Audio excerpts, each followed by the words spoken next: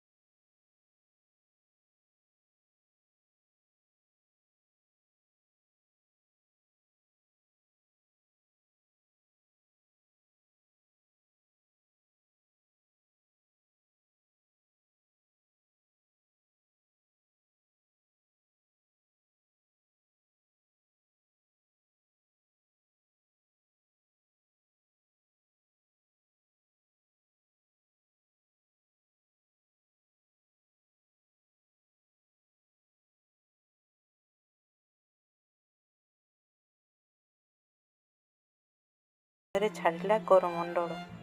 ସେହି କାଳରାତ୍ରି, ସେହି ବାହାନଗା ସରିଗଲା ସବୁ। ଅକର୍ମଣ୍ୟ ବାପା ମା ରେଳ ଦୁର୍ଘଟଣା ଖବର ଶୁଣି ଦୌଡ଼ି ଗଲେ ବାଲେଶ୍ୱର। ନରିଆ ମୃତ ନା ଜୀବିତ, ଏକମାତ୍ର ସାହାରା। ତା ମୋବାଇଲ ବି ନଥିଲା, ତା ପାଖରେ ପଇସା ବି ନଥିଲା।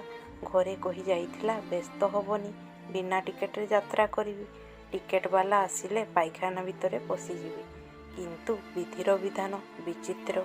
ଘୁରି ବୁଲିଲେ ଅକର୍ମଣ୍ୟ ବାପା ମା। ମେଞ୍ଚା ମେଞ୍ଚା ରକ୍ତ, ମୁଣ୍ଡବିହୀନ ଶବ। ହେଲେ ନରିଆର ଖବର ନାହିଁ। ଶେଷରେ ଚାଲିଲେ ଭୁବନେଶ୍ୱର। ସେଠାରେ ଡାକ୍ତର ଫେରାଇ ଦେଲେ। ଏମାନଙ୍କର ବେଶଭୂଷା ଦେଖି କର୍ମଚାରୀ ଧକ୍କା ମାରିଲେ। ମୁଣ୍ଡରେ ଆଘାତ ଲାଗିଲା କୁନ୍ତଳାର। ମନରେ ଆଘାତ ଅଧିକ ଥିଲା। ମୁଣ୍ଡର ରକ୍ତ ବାଧୁ ନଥିଲା।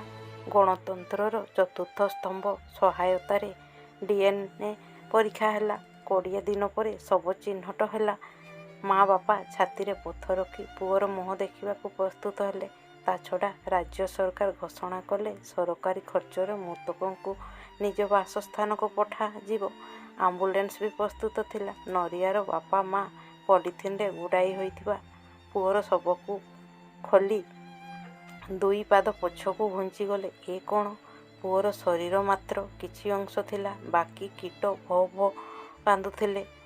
ବୁଢ଼ାବୁଢ଼ୀ ଯେଉଁ ପୁଅର ଶବ ପାଇଁ ମାସେ ସଂଘର୍ଷ କଲେ, ସେଇଠି ପୁଅ ସ୍ଥାନରେ ପଲିଥିନ ଓ କୀଟ।